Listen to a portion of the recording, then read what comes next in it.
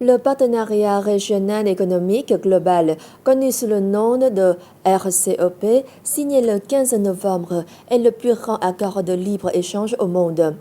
Tout en offrant des opportunités substantielles aux exportateurs vietnamiens, il rendra également la concurrence encore plus féroce, tant qu'en pays à l'étranger.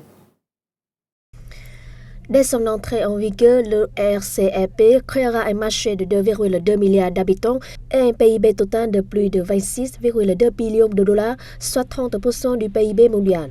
Elle deviendra également la plus grande zone de libre-échange au monde, avec des engagements sur l'ouverture des marchés dans les domaines des biens, des services et des investissements, la simplification des procédures douanières et des règles d'origine pour faciliter les échanges.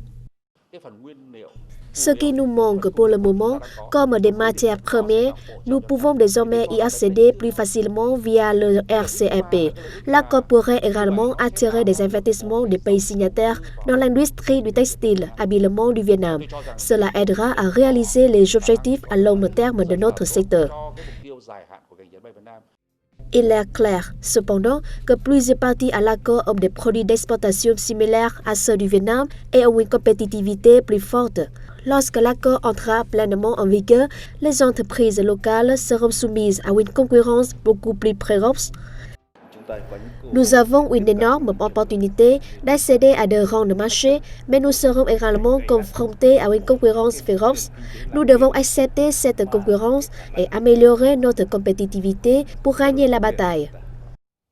Mais selon le ministère de l'Industrie et du Commerce, les engagements pris par le Vietnam ne sont pas différents de ceux dans le cadre des autres accords commerciaux que les pays ont signés. La pression exercée sur les entreprises nationales n'est donc pas trop préoccupante.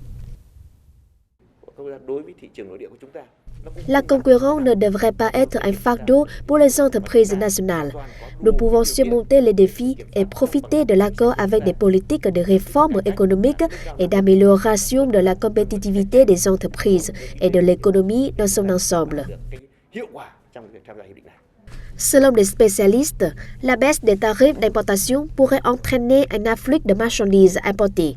La compétitivité du pays, quant à elle, n'est actuellement plus élevée que celle de 3 autres signataires du RCEP, le Myanmar, le Laos et le Cambodge. Les experts suggèrent que des liens plus étroits soient établis entre les entreprises vietnamiennes afin de l'améliorer.